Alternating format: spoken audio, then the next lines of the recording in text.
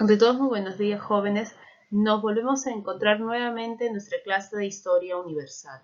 El día de hoy vamos a hablar acerca de la Guerra de Vietnam.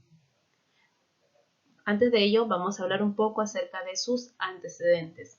Recuerda que antes de la Segunda Guerra Mundial, Indochina era uno de los países bajo dominio colonial francés. Lo conformaban Cochinchina, Camboya, Annam, Tonkin y Laos. El proceso de descolonización e independencia se inició formalmente en 1940, coincidiendo con la ocupación de las fuerzas japonesas sobre el territorio, aunque ya desde el periodo entre guerras había comenzado a surgir el nacionalismo. De entre estos podemos destacar el Partido Nacional de Vietnam y el Partido Comunista Indochina, que llegaron a unirse bajo la dirección de Ho Chi Minh, ¿cierto? Ho Chi Minh era el líder de estos dos partidos que en su momento se llegaron a unir.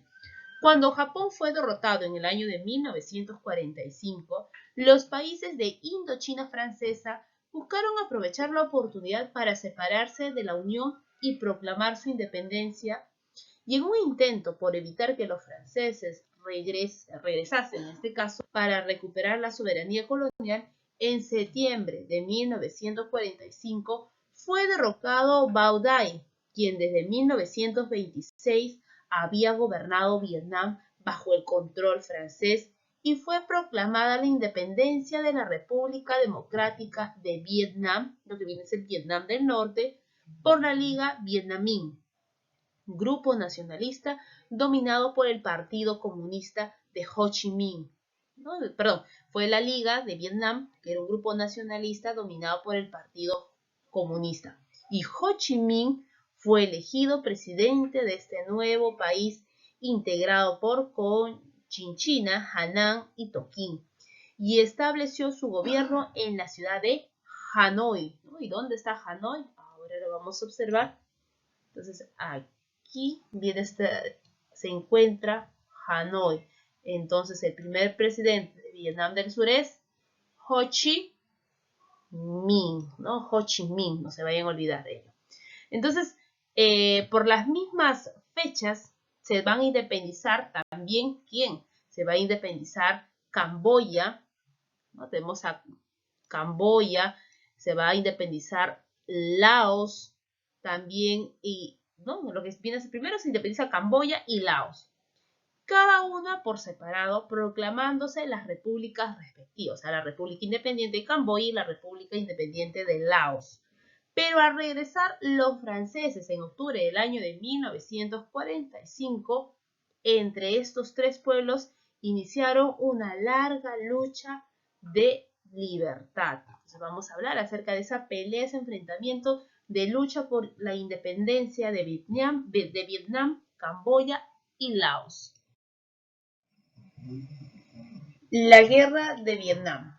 A ver, antes de iniciar con toda la explicación de los conflictos que va a traer esta guerra, nosotros necesitamos entender y saber la definición de esta guerra. La guerra de Vietnam, o llamada también la Segunda Guerra, es un enfrentamiento militar liberado entre los años de 1959 a 1975.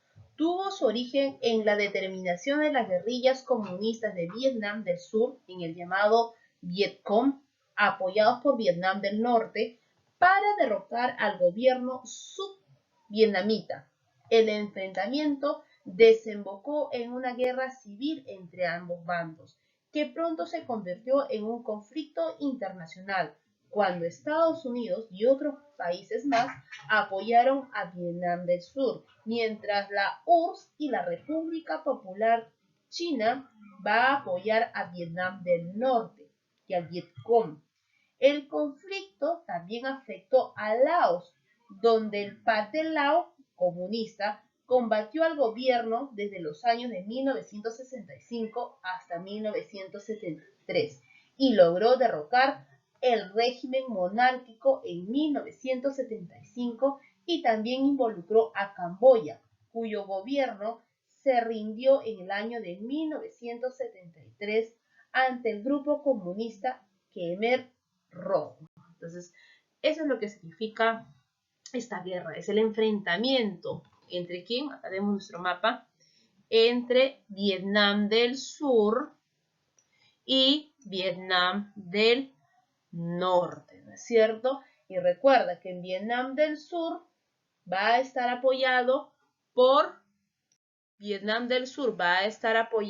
Estados Unidos y Vietnam del Norte por la URSS y la República Popular China. Otra vez, otro país va a ser escenario del enfrentamiento entre estas dos potencias, Estados Unidos y la URSS.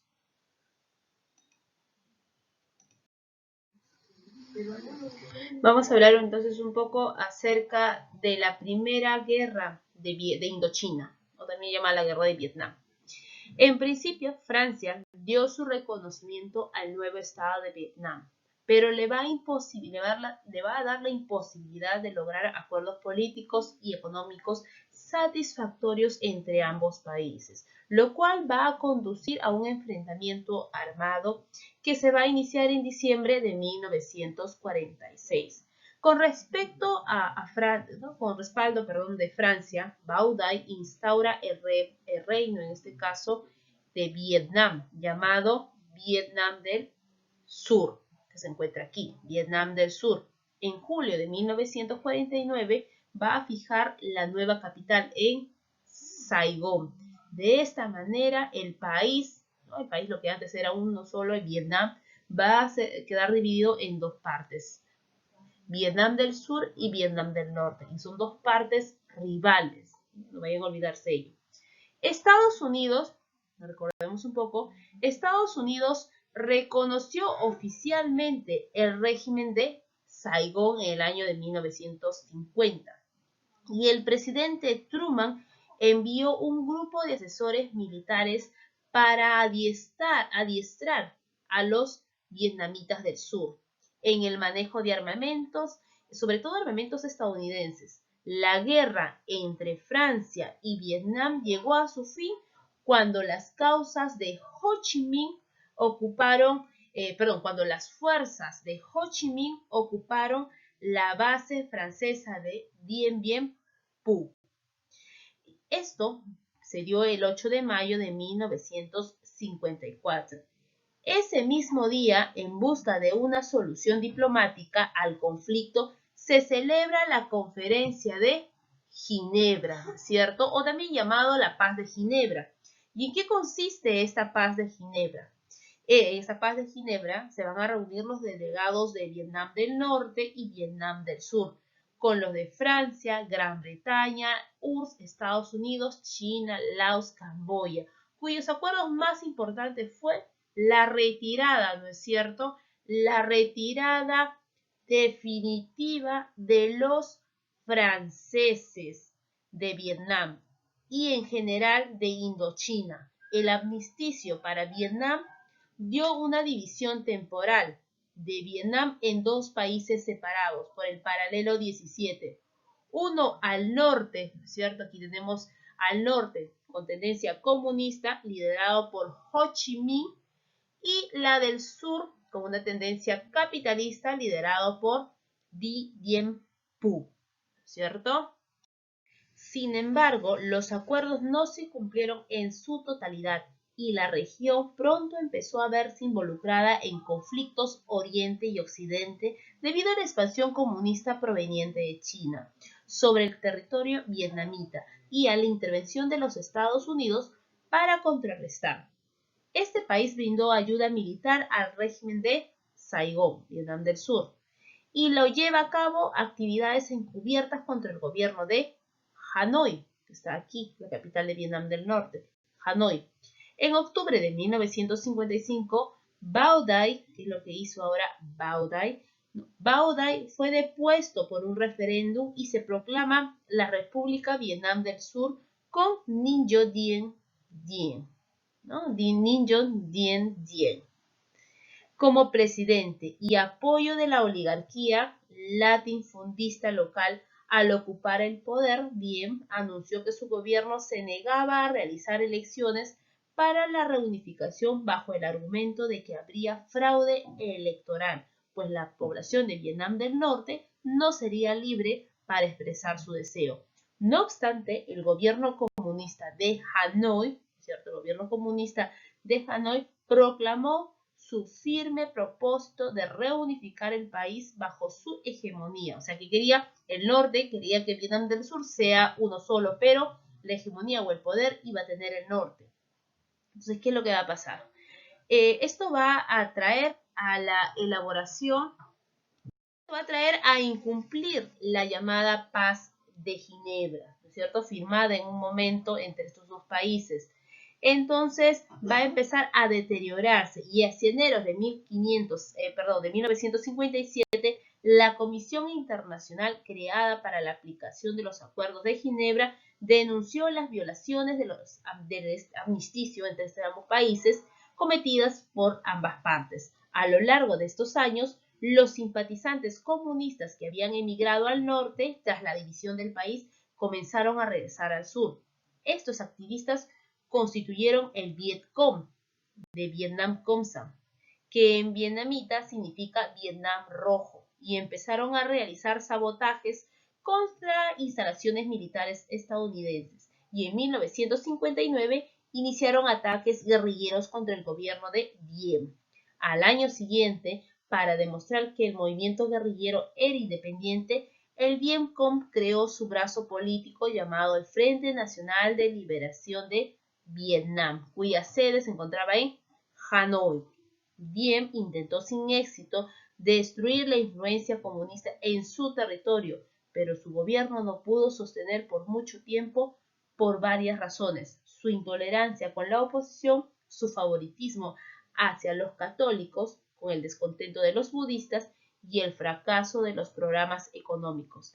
Estos factores llevaron a una sublevación que, con el apoyo de los comunistas del norte, en el año de 1963, se dio un golpe de Estado y puso fin al gobierno de Diem. Entonces todo esto, de la firma de la Paz de Ginebra, la división de Vietnam y la firma de este caso de Francia derrotada por Viet Minh, que es el movimiento comunista anticolonial, fue en la etapa francesa, o también llamado en algunos libros la Primera Guerra de Indochina. Entonces ahora nos corresponde hablar un poco acerca de la Segunda Guerra de Indochina, o también algunos lo denominan la etapa americana. ¿En qué consiste? A comienzos de 1964, el presidente de Estados Unidos, Lyndon Johnson, aprobó el bombardeo sistemático a Vietnam del Norte y envío de tropas de combate a Vietnam del Sur, con el que se inicia la implicación de esta potencia en la guerra, en este caso en la guerra de Vietnam, que tan nefasta consecuencia trajo en la historia política estadounidense. En el año de 1964, fuerzas norvietnamitas del norte, o sea, Vietnam del Norte, atacaron naves norteamericanas en el Golfo de Tonkin. En respuesta, Johnson ordenó el bombardeo de las bases navales y oleoductos de Vietnam del Norte para defenderse ante cualquier ataque y estar prevenido para futuras agresiones a las fuerzas americanas estadounidenses. De esta manera, sin que nunca llegara a declararse oficialmente la guerra, Estados Unidos comenzó a extender su potencia militar sobre un área cada vez más amplia de la península Indochina. Y hacia el año de 1965, las fuerzas recuerda que en el 27 de enero de 1973, la delegación de Estados Unidos, Vietnam del Sur y Vietnam del Norte y el gobierno revolucionario provisional van a instaurar en una porción de Vietnam del Sur el Frente Nacional de Liberación. De esa manera se va a concluir la negociación de la Conferencia de París, firmándose unos acuerdos por las que se establecía el cese de fuego y la retirada definitiva de los Estados Unidos de Vietnam del Sur.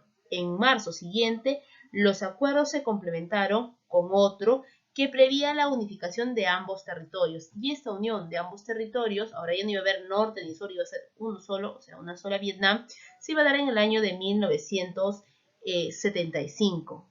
Y ahora, ¿qué va a dar en el año de 1975? Bueno, se consume la victoria total y el fracaso definitivo de los Estados Unidos. Recuerden que Estados Unidos le invitan a retirarse de esa guerra Con la toma se da la toma definitiva de Saigón, ¿no? Se toma definitiva de Saigón y se da la unión entre el norte y el sur, proclamándose ahora una república socialista de Vietnam. En el año de 1976 logra su libertad y formalmente ser un país autónomo hasta la actualidad. Consecuencias de la Guerra de Vietnam. La Guerra de Vietnam marcó un hito en la historia militar convencional, tanto por la amplitud del combate guerrillero como por el creciente uso de los helicópteros, que proporcionaron una gran movilidad en los territorios difíciles. Además, fue esencialmente una guerra del pueblo porque la mayor parte de la población civil fue movilizada para algún tipo de participación activa y sobre todo padeció la situación de la guerra, en este caso, casi de las mismas circunstancias que las fuerzas militares. El amplio uso que hizo Estados Unidos de armas químicas como el napalm mutiló, incluso mató a miles de civiles, en tanto de empleo también de defoliantes, principalmente el llamado agente naranja, utilizado para en este caso eliminar la cobertura vegetal, no solo devastó el medio ambiente de un país esencialmente agrícola, sino que dejó perjudicado o dejó grandes secuelas para la salud física de los seres humanos vietnamitas y estadounidenses que estuvieron en contacto con este agente químico. La derrota constituyó un golpe profundo al orgullo estadounidense y a en este caso en la creencia de que su nación era invencible. Afectó la confianza de los ciudadanos en un sistema de gobierno y se sintieron engañados por los líderes políticos que su voto había sido llevado al poder, pues les había dado informes falsos acerca de la guerra. Este sentimiento se hizo extensivo a los soldados que regresaban de Vietnam y quienes, heridos física y moralmente, no fueron bienvenidos en sus patrias ni recibieron tratamiento de héroes. Muchos de estos soldados pasaron por grandes dificultades para conseguir trabajo y sobre todo para readaptarse nuevamente a la vida familiar, de acuerdo con el Departamento de Veteranos de Estados Unidos. 500.000 de ellos sufrían los problemas psicológicos relacionados con la experiencia de la guerra. El llamado síndrome de Vietnam dejó huellas imborrables en toda una generación de jóvenes y en sus familias, tanto por los daños físicos producidos por la guerra y la explosión de los agentes químicos, como fue efecto psicológico también, provocando el terrible recuerdo de la muerte y sufrimiento de numerosos civiles. En el ámbito político internacional, la guerra de Vietnam trajo consigo el desprecio de Estados Unidos en un mundo conmocionado por las imágenes que recibía a través de la televisión y la prensa escrita, acerca de una guerra que la presencia de Estados Unidos prolongaba inútilmente. En cambio, el bloque comunista salió fortalecido con una integración de un nuevo país miembro en un área de influencia de un gran valor estratégico.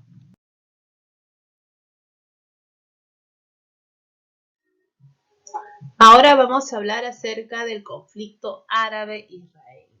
¿Cuáles son los antecedentes y las causas que van a detonar este enfrentamiento?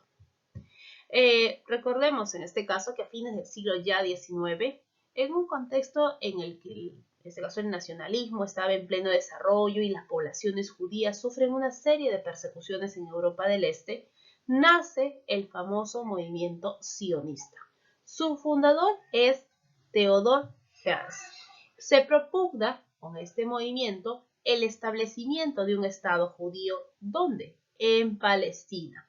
Este territorio de Palestina ya estaba también poblado mayoritariamente por árabes palestinos, al ser parte del Imperio Turco desde el siglo XVI.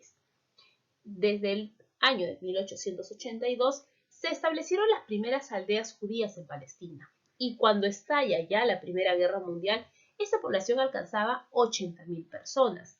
En noviembre de 1917, presionado por los grupos sionistas, el gobierno británico emitió la Declaración de Balfour, donde se comprometía a respaldar la creación de un hogar nacional judío en esa parte del Imperio Otomano. A la vez, los británicos hacían promesas de todo tipo a los líderes, en este caso líderes árabes, para animarles a una rebelión contra el gobierno turco. Tras la guerra, que es, en este caso Palestina, pasa como mandato de la Sociedad de las Naciones a ser administrado por los británicos. El gobierno de Londres se mostró en adelante muy lento en cumplir las promesas realizadas. Estas promesas que fueron realizadas con anterioridad, tanto a judíos como a árabes. Sin embargo, la llegada de colonos judíos con un alto nivel de tecnología y una enorme voluntad de pervivencia en este territorio hacen que los enfrentamientos entre la población árabe, que era mucho más atrasada, y los judíos, que erigen lo próspero de la economía, fuera en aumento. Durante la Segunda Guerra Mundial, miles de judíos se refugiaron en esta tierra con motivos de la persecución nazi. Es por ello que en el año de 1946 a 1947 la Gran Bretaña decidió poner término a su mandato en Palestina, sin que los diversos planes, en este caso, perdón, sin que los diversos planes para un futuro país. Tenemos el plan Morrison, el plan Bevin, fueron aceptadas por las comunidades enfrentadas de árabes y judíos. El asunto pasará ahora en manos de la ONU, cuya Asamblea General aprobó en diciembre de 1947 por 33 votos a favor y 3 en contra y 10 en abstención el plan de participación de Palestina, en este caso, que proyectaba la creación. Entonces sabemos aquí que a través de la ONU, a través del voto y consenso que se realizó, se proyectó el establecimiento, la creación de dos estados independientes, uno árabe y el otro judío, y de una zona internacional entre Jerusalén y este caso que estuviera bajo el control de la ONU, con una ambición económica entre estas tres entidades. El plan fue inmediatamente aprobado por los judíos al ver que la creación de su Estado y el rechazo se va a dar en contra o dado por los árabes, registrándose así los enfrentamientos entre ambas comunidades. La creación del Estado judío en tierra palestina va a traer, en este caso, que se expulse a estos pueblos árabes quienes ya radicaban en estas tierras. Esto va a incentivar aún más el conflicto entre estas dos naciones, va a traer consigo conflictos políticos, económicos que van a afectar a estas dos naciones y que va a darse incluso hasta el siglo XX.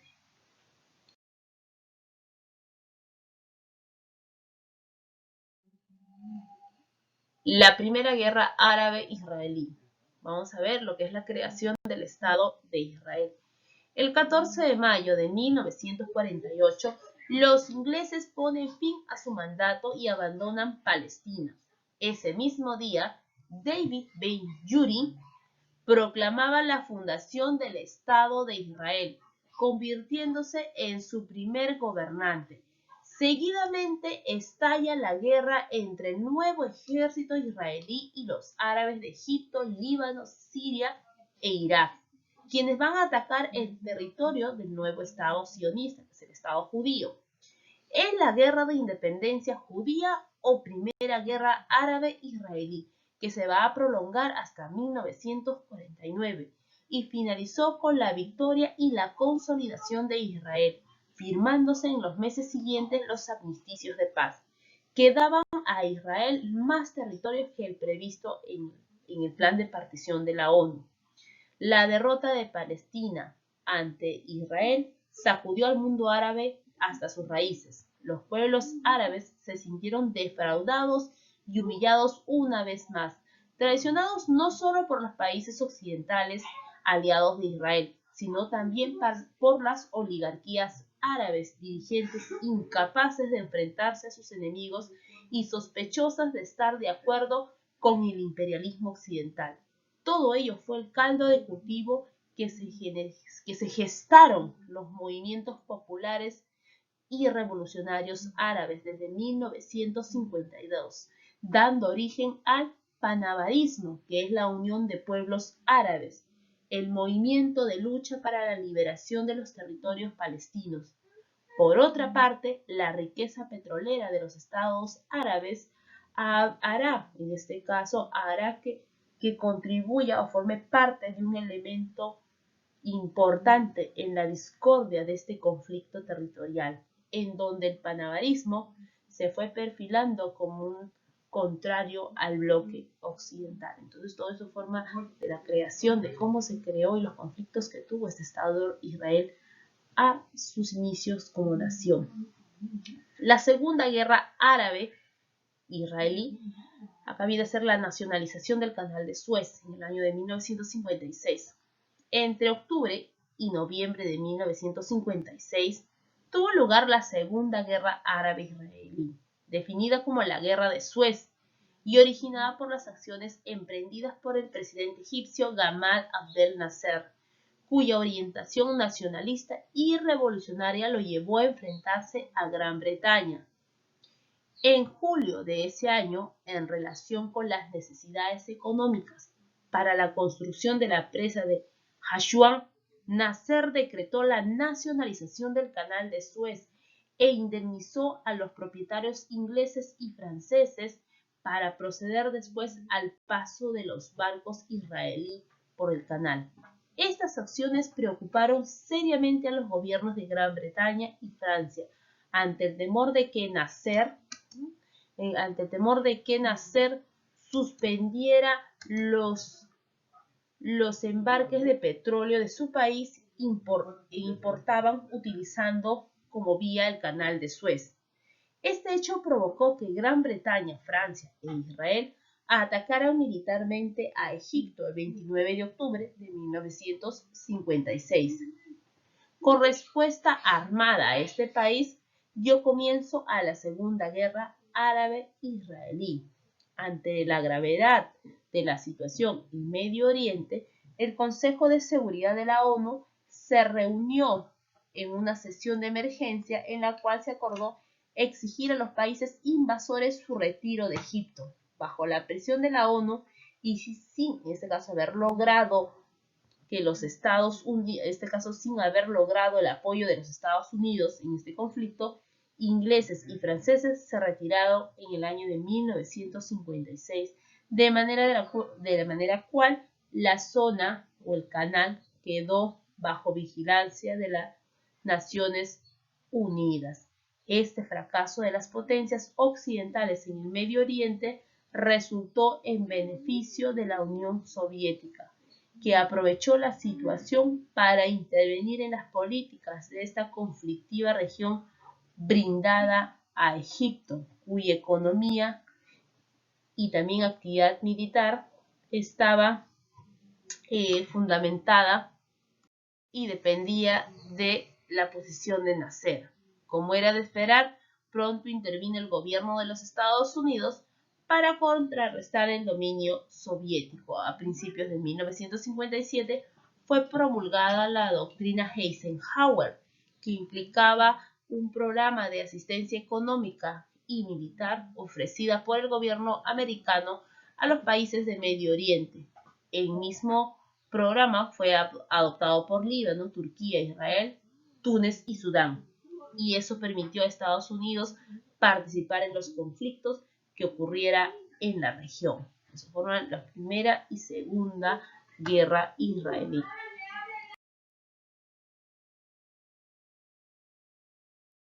Tercera Guerra Israelí, o también llamada la Guerra de los 6 días, se va a dar en este caso en el año de 1967. Ahora, ¿qué suceso se va a dar en esta tercera guerra? Pues si la primera fue por fundar una ciudad en Palestina, la segunda por el enfrentamiento sobre el canal de Suez, que era un lugar estratégico para el comercio. La siguiente, vamos a ver esta siguiente guerra, que solo va a durar 6 días. Con el apoyo del naserismo, la difícil situación entre los estados árabe e Israel, establecida en el año de 1957, se deterioró de nuevo a partir del año de 1962, especialmente por las acciones de Al-Fatah, un partido nacionalista palestino creado en el año de 1959, dirigido por Yasser Arafat, hasta desembocar en junio de 1967. En la Tercera Guerra Árabe-Israelí o Guerra de los 6 Días, los israelíes obtienen una espectacular victoria y ocupan los territorios árabes de Sinaí. ¿Dónde está aquí? Sinaí, tenemos el territorio de Sinaí, tenemos el territorio de Gaza, el territorio de Gaza, el territorio de Golán, el territorio de Golán y el territorio de Cisjordania, que fueron arrebatados este territorio, fueron arrebatados en este caso a Egipto, Siria y Jordania. Las consecuencias de esta nueva crisis fueron el declive del nazarismo en un Egipto con dificultades.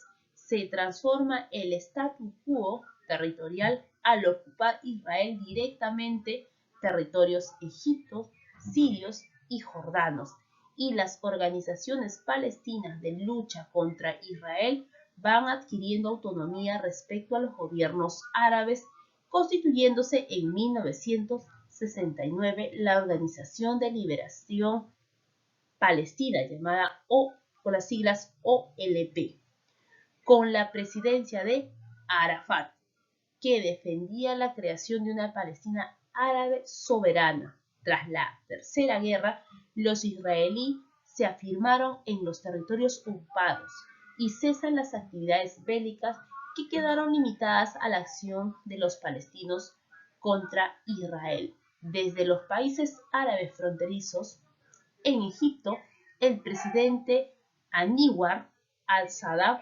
sucesor de Nasser, tras su muerte en 1970, replantea un nacionalismo egipcio más conservador y en favor del occidental, en tanto que en la región se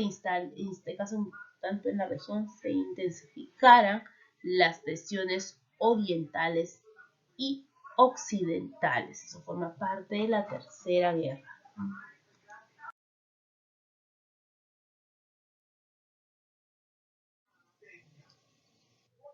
La Cuarta Guerra Israelí, o también llamada la Guerra de Yom Kippur, se dio en este caso en 1973.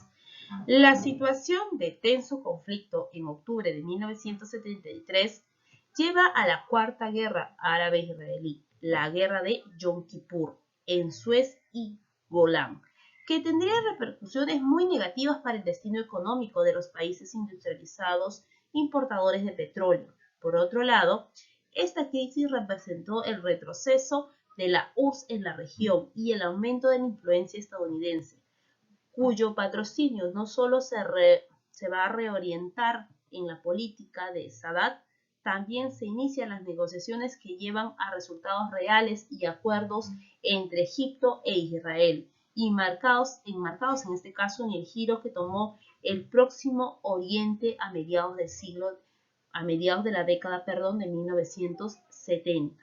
De la guerra de Yom Kippur a los inicios de los acuerdos de paz, vamos a ver un poquito acerca de ello. La guerra de Yom Kippur había demostrado a los israelíes que por primera vez podían encontrar una respuesta militar árabe organizada. De esto no se iba a cejar hasta recuperarse los territorios perdidos en el año de 1967. Se abría paso lentamente la idea de negociación. En el año de 1974, la Organización de Liberación Palestina obtenía un gran triunfo diplomático. Era reconocido por la ONU como legítimo representante de los intereses de Palestina. Al año siguiente, Israel ataca Líbano con la intención de expulsar a los palestinos de aquel país vecino, provocando en este caso se va a internacionalizar este conflicto. La posibilidad de negociaciones entre árabes e israelíes se pone de manifiesto con los acuerdos de Camp los acuerdos de Camp David de 1978, firmados por el primer ministro israelí Menachem Begin y el presidente de Egipto Anwar al-Sadat, con el respaldo del presidente de los Estados Unidos Jimmy Carter.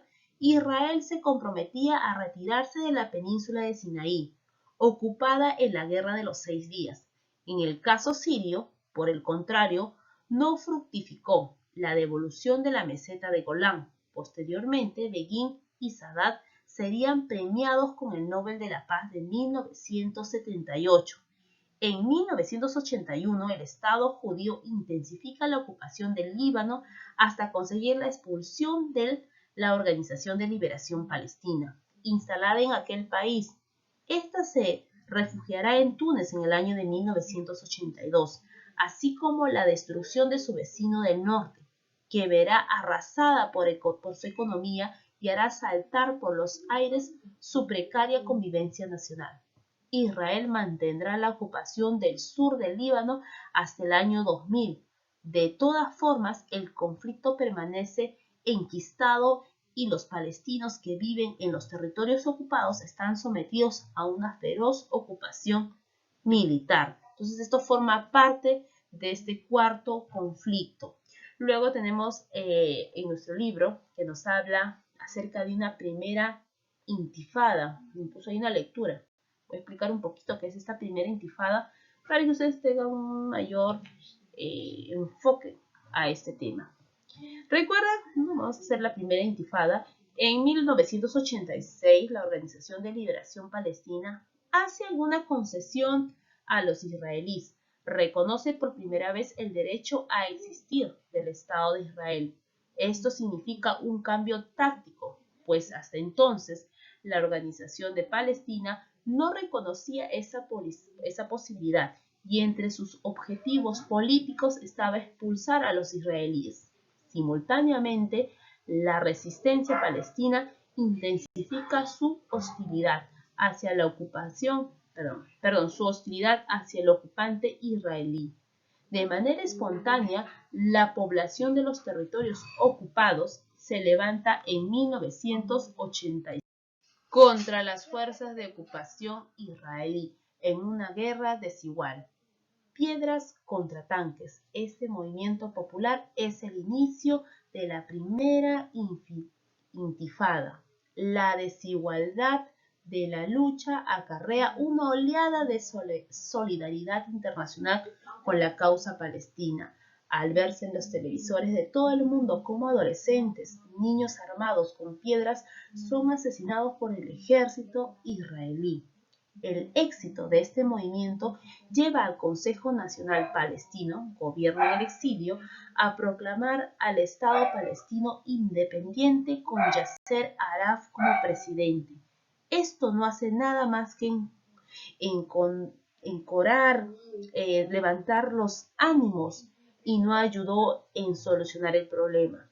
Si el contexto internacional era favorable a los palestinos, la Primera Guerra del Golfo, iniciada en agosto de 1990 con la invasión de Kuwait por Irak al mando de Saddam Hussein, acarreará una pérdida de prestigio a Arafat al alinearse claramente con el agresor. La consecuencia fundamental es la retirada del apoyo económico de los Emiratos Petroleros del Golfo a la causa palestina, mientras que los israelíes, que se han mantenido cautos durante este conflicto, aprovecharon la nueva coyuntura para lograr una aproximación a los palestinos y buscar una solución definitiva ante este conflicto.